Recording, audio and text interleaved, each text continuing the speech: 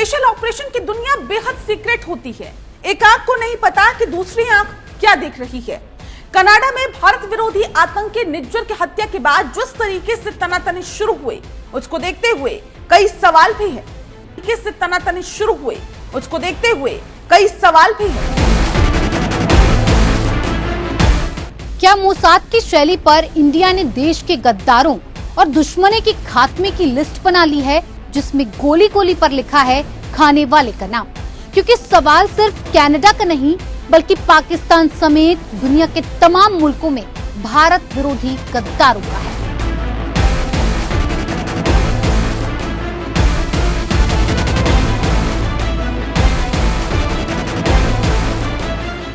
नमस्कार, special edition में अपनी सहयोगी वक्ता के साथ मैं नेहा दुबे।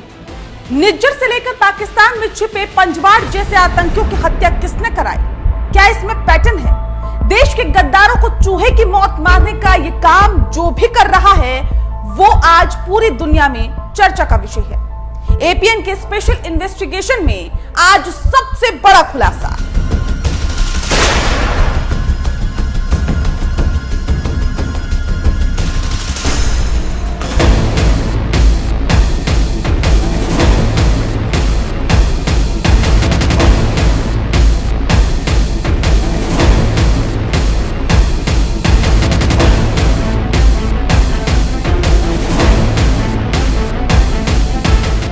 इस खबर को देखकर दाऊद इब्राहिम सर पकड़ लेगा, छोटा शकील दहाड़े मारकर रोएगा। जो निज्जर का अंजाम हुआ वो सारे भारत विरोधी आतंकियों और एंटी इंडिया लीडर्स का होगा। कनाडा से लेकर दुबई और पाकिस्तान में बैठे भारत विरोधी आतंकी और गैंगस्टरों की खैर नहीं।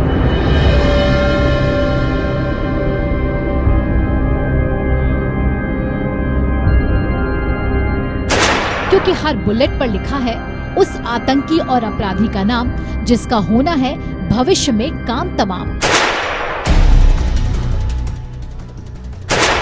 18 जून 2023 की शाम ब्रिटिश कोलंबिया में गुरुद्वारा की पार्किंग, ड्राइविंग सीट पर बैठा हरदीप सिंह निज्जर। खालिस्तान टाइगर फोर्स का चीफ था निज्जर। अचानक लंबी कदकाठी के दो युवक पहुंचे, ताबड़तोड़ फायरिंग शुरू कर दी। पलक झपकते निज्जर का काम तमाम। भारत का भगोड़ा था निज्जर पर था इनाम 10 लाख। ये घटना भारत और कनाडा के बीच हाल के सालों में सबसे बड़े डिप्लोमेटिक संकट की वजह बन गई। कनाडा खालिस्तानियों का गढ़ है। वहाँ के पीएम ट्रूडो खालिस्तानियों का समर्थन करने वाली पार्टी की बदौलत अपनी गद्दी बचाए हुए हैं।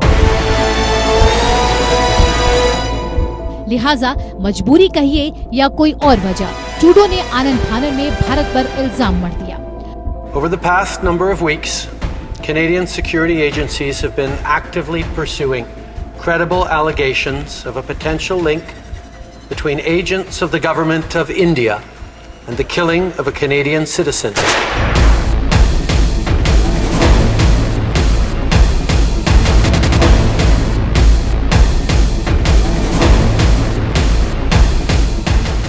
आरोप ये कि भारतीय एजेंसियों ने निज्जर की हत्या करवाई। एक्स्ट्रा जुडिशियल किलिंग के ऐसे मामलों पर कोई भी देश, बेशक उसका हाथ हो, कभी आधिकारिक बयान नहीं देता।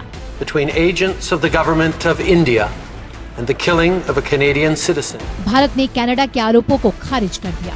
ट्रूडो भी सबूत पेश नहीं कर पाए। लेकिन आज एपीएन के इनसाइड स्टोरी में वो पूरी कहानी जो गोपनीयता के पहरे में परवान चढ़ती है, जिसका सच कभी सामने नहीं आता। लेकिन इस पूरी खबर को देखने के बाद आप खुद समझ लेंगे कि अब भारत विरोधी आतंकी और अपराधियों की शामत आ गई है। ये पूरा मामला समझने से पहले ये जान लीजिए कि एक वो भी दौर था जब इंडिया का मोस्ट वांटेड दाऊद इब्राहिम 1993 के बम धमाकों से देश को जख्म देने के बाद दुबई से लेकर पाकिस्तान तक अय्याशी करता था, दावतें करता था। सरकार सिर्फ बयान देकर रह जाती थी। लेकिन अब वो जमाना इतिहास है। अब मोदी पीएम हैं और उनके संकट मोचक हैं राष्ट्रीय सुरक्षा सलाहकार अजीत डोभाल। सूत्र बताते हैं कि एनएसए बनने से पहले ही डोभाल एक्टिव मोड में आ गए थे। रॉ से लेकर आईबी तक के काम करने का ढर्रा बदलना शुरू हो गया था। और फिर जब एनएसए डोभाल के हाथ आई तो पुरानी नीति यानी भारत विरोधियों को देखो और मन महसूस कर रह जाओ वाली दफन हो गई। अब तो सिर्फ एक नीति है, देखो और ठोक दो। भारत से गद्दारी की, देश में कत्लेआम मचाया, तो फिर वो चाहे निज्जर हो या फिर दूसरा खालिस्तानी या फिर कश्मीरी आतंकी, इसकी सजा सिर्फ एक है, खून के बदले खून। ये सब स्पेशल ऑप्स का हिस्सा है, यानी ऐसे ऑपरेशन जिनके बारे में कोई भी बात आधिकारिक तौर पर कभी सामने नहीं आती। रातों रात गुपचुप तरीके से लिस्ट तैयार की गई। इस लिस्ट में एंटी इंडिया आतंकियों के नाम थे। फिर शुरू हुआ गद्दारों को सजा देने का काम।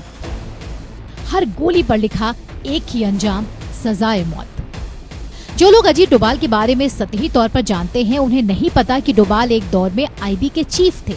कश्मीर से लेकर देश में कहीं भी भारत विरोधी ताकतों को कुचलने की स्ट्रेटेजी में डोभाल का कोई सानी नहीं। मीडिया के सूत्र यहाँ तक बताते हैं कि एक दौर में डोभाल ने दाऊद के खात्मे का प्लान तैयार कर लिया था। इसके लिए बाकायदा अंडरवर्ल्ड के शूटरों को शामिल किया गया था, लेकिन ऐन वक्त पर दाऊद के मुखबिरों ने मुंबई पुलिस के कुछ अफसरों को अलर्ट कर दिया और इस प्लान को अंजाम नहीं दिया जा सका। अब खालिस्तानी आतंकी हरदीप सिंह निज्जर की हत्या में किसका हाथ है किसका नहीं, ये हमेशा राज बना रहेगा। लेकिन जिस तरीके से पूरे मामले को बेहद प्रोफेशनल तरीके से अंजाम दिया गया, उससे ये साफ है कि इस कहानी में एक पेच तो जरूर है। ये किसी एजेंसी का हॉलमार्क दिखाता है, लेकिन सरकारी गोपनीयता और स्पेशल ऑप्स की सीक्रेसी के चलते कुछ तथ्य कभी सार्वजनिक नहीं होते। लेकिन ये तय हो गया है कि अब भारत खामोश नहीं बैठेगा। चाहे दुनिया में किसी भी मुल्क के किसी भी बिल में भारत विरोधी आतंकी और अपराधी गीदड़ की तरह छिपे हों, उन्हें चुन चुन कर उनके माथे पर गोली का गिफ्ट पेबस्त किया जाएगा। फिर चाहे वो मुल्क कनाडा हो या फिर पाकिस्तान, अमेरिका हो या जापान। जिस खालिस्तानी आतंकी निज्जर के मारे जाने का मरसिया कनाडा के पीएम ट्रूडो पढ़ रहे हैं, उस निज्जर की कुंडली जान जाएंगे तो आप भी बोलेंगे जो हुआ सही हुआ, निज्जर को ठोका तो ठीक किया। जालंधर के भार सिंहपुरा गांव का था निज्जर। 1977 में निज्जर का जन्म हुआ था। 1984 में सिख विरोधी दंगों के वक्त सिर्फ 7 साल का था। तब 12 से 15 साल के लड़के खालिस्तानी अलगाववाद से जुड़ रहे थे। कुछ साल बाद निज्जर भी आतंकवाद की धारा में बह गया। निज्जर खालिस्तानी आतंकी गतिविधियों में इतनी जल्दी एक्टिव हुआ कि देखते ही देखते टीएफ खालिस्तान टाइगर फोर्स का सबसे खूंखार नाम बन गया। पुलिस के रडार पर आया तो 1995 में निज्जर को अरेस्ट किया गया। जेल से निकलते ही निज्जर ने वही किया जो देश विरोधी भगौड़े करते हैं। फर्जी पासपोर्ट पर निज्जर कनाडा भाग गया। कनाडा वैसे ही खालिस्तानियों के लिए बाहें फैलाए रहता है, सो निज्जर को खालिस्तान की नागरिकता भी मिल गई। निज्जर ने इसके लिए हथकंडे अपनाए, कनाडाई महिला से शादी रचा ली, लेकिन कनाडा ये आज तक साफ नहीं कर पाया कि किन हालात में उसने निज्जर को आज से 22 साल पहले यानी 2001 में नागरिकता दी। जल्द ही निज्जर की पहचान चरमपंथी संगठन खालिस्तान टाइगर फोर्स यानी केटीएफ के एक एक्टिव मेंबर के रूप में होने लगी। धीरे धीरे वो इस संगठन का मास्टरमाइंड बन गया था। 1995 में पंजाब पुलिस पूरे राज्य में खालिस्तानी उग्रवादियों के खिलाफ ऑपरेशन चला रही थी। इस समय निज्जर की भी गिरफ्तारी हुई।